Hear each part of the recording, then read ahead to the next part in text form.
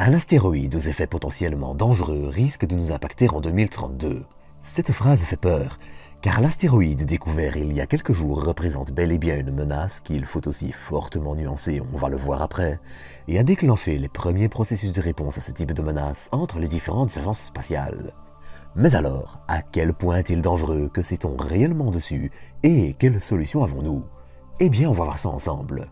Avant ça, je vais vous inviter à vous abonner pour ne rien manquer du spatial et activer la cloche, à poser vos questions en commentaire, et pour ceux qui aimeraient acheter des météorites, des télescopes, peluches en forme de planètes et autres, n'hésitez pas à aller faire un tour chez Astroshop via le lien en description.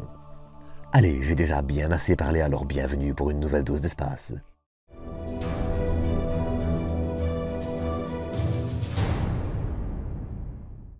« 2024 YR4 ».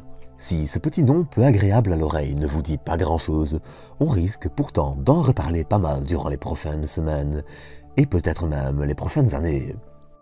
Découvert fin décembre 2024, 2024 YR4 est un astéroïde d'une taille de 40 à 100 mètres, les estimations de taille étant encore un peu floues pour le moment. Et alors que l'on découvre ce genre d'astéroïde pratiquement tous les jours, ce dernier allait vite ressortir du lot. Les premières mesures de son orbite, donc de sa trajectoire autour du Soleil, montraient en effet un risque de plus d'1% d'impact avec la Terre en 2032. Alors, 1% bien sûr c'est peu, mais si on regarde d'autres astéroïdes considérés comme à surveiller ou même potentiellement dangereux comme Apophis, qui a une chance sur 250 000 de nous heurter dans les prochaines décennies, eh bien 1% de chance c'est énorme. D'autant plus que pour le moment, et même si tout est encore très frais et qu'on manque énormément de recul, c'est un peu le scénario du pire qui semble se dessiner. Un exemple, en faisant différentes estimations de trajectoires basées sur les données disponibles, on peut fouiller les données d'archives d'autres télescopes pour tenter de le retrouver et mieux comprendre sa trajectoire. C'est ainsi ce qui a été fait avec des données issues du télescope Subaru à Hawaï, qui effectue justement des scans du ciel à la recherche d'astéroïdes. Sauf qu'en recherchant dans des données issues de son passage en 2016, eh bien, on ne le retrouve pas. Bon, pas de mystère ici, attention, mais ça permet en tout cas d'exclure de 60 à 80% des trajectoires qu'il pourrait emprunter et qu'il ne lui ferait pas heurter la Terre, et ça, eh bien, c'est assez moche. Alors, bien sûr, on reste encore dans le flou, et très honnêtement, on n'est pas plus avancé qu'au départ. De par sa trajectoire, d'ailleurs légèrement elliptique autour du Soleil, il deviendra bientôt impossible à observer depuis le voisinage de la Terre. Maintenant, c'est donc une course contre la montre qui s'engage. Le temps est en effet compté, et quand on sait que son prochain passage n'aura pas lieu avant 2028, eh bien, ces quelques années peuvent être assez intéressantes à gagner. Bon alors, j'en parlerai après, mais ce n'est pas non plus essentiel pour mettre sur pied une mission de déviation, mais c'est toujours une marge confortable. Mais heureusement, il y a aussi plusieurs protocoles et conventions qui vont nous aider. Il existe en effet un large consensus entre les différentes agences spatiales sur la marche à suivre dans ce genre de situation, et on a justement atteint le premier palier. Cela permet par exemple de mobiliser les plus grands observatoires s'ils sont utiles, et de récolter énormément de données pour savoir si son orbite le fera ou pas, croiser et heurter la Terre. Cela permet de mobiliser les plus grands observatoires s'ils sont utiles et de récolter énormément de données pour savoir si son orbite lui fera ou pas heurter la Terre. Surtout qu'on est quand même sur un astéroïde potentiellement dangereux. S'il venait à survivre à sa réentrée et atteindre le sol en heurtant une ville comme Paris, ce sont plusieurs centaines de milliers de victimes qui seraient à craindre. Mais heureusement, les estimations de trajectoire actuelles le font ainsi retomber dans un corridor assez restreint qui évite, heureusement aussi, une bonne partie des zones les plus densément peuplées de la planète. Alors bien sûr, il y a différents scénarios. Impact dans l'océan, explosion dans l'atmosphère qui peut encore faire de lourds dégâts au sol. Le risque est faible et il n'y a pas de quoi s'inquiéter, mais en tout cas il y a suffisamment de risques pour ne pas plaisanter. Surtout que les observations sont complexes. Actuellement, C2024 YR4 s'éloigne en effet de la Terre, ce qui signifie qu'il devient de moins en moins visible et de plus en plus difficile à observer. On peut évidemment contrebalancer en utilisant des télescopes plus gros, mais même les plus grands observatoires ont leurs limites, qui seront hélas vite atteintes. Surtout qu'après ça, comme je le disais, il faudra attendre 2028 pour pouvoir le réobserver, ce qui est quand même assez proche de 2032. Ainsi, si le risque venait à rester au-dessus de 1%, et certaines sources le font déjà grimper à 3 voire même 6%, les agences spatiales européennes et américaines devront alors commencer à plancher sur une mission de redirection. Pour ça, l'expérience acquise avec DART, un petit impacteur qui s'écrasa sur le petit astéroïde lune Dimorphos, lune de l'astéroïde Didymos, en septembre 2022, sera cruciale pour savoir quelle option sera la meilleure.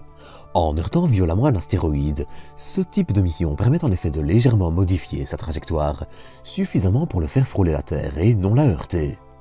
Alors bien sûr, on a aussi d'autres scénarios qui ont déjà été envisagés par le passé. Provoquer une explosion à proximité pour le rediriger, vaporiser une peinture qui permettra au rayonnement solaire de le dévier, et encore d'autres, sont autant de scénarios envisageables. Seulement, dans l'état actuel de nos connaissances, aller taper un astéroïde dangereux comme un gros bourrin reste l'option la mieux maîtrisée. Surtout qu'on a une chance. DART a en effet permis de se faire une petite expérience là-dessus, ainsi que sur la précision et le guidage nécessaires pour atteindre l'astéroïde où il faut, quand il faut. Surtout qu'on a une chance.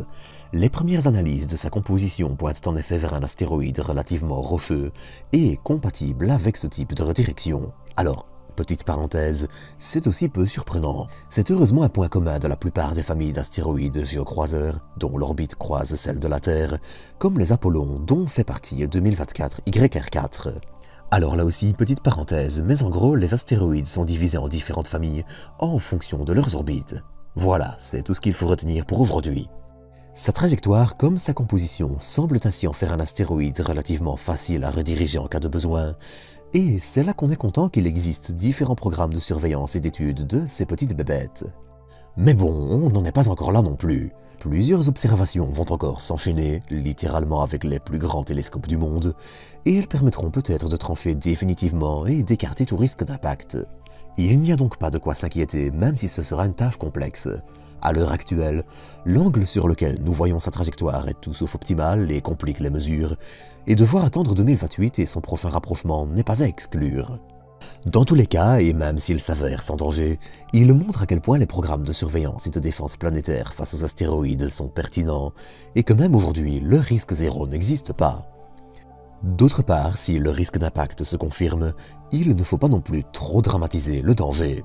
Déjà, il sera extrêmement facile à rediriger, et avec ses 100 mètres, il est certes plus impressionnant que les 18 mètres de celui de Tcheliabinsk, qui avait explosé dans l'atmosphère et blessé 1500 personnes en Russie en 2013, mais il est aussi et surtout infiniment moins dangereux que les 12 km de celui qui met fin au règne des dinosaures.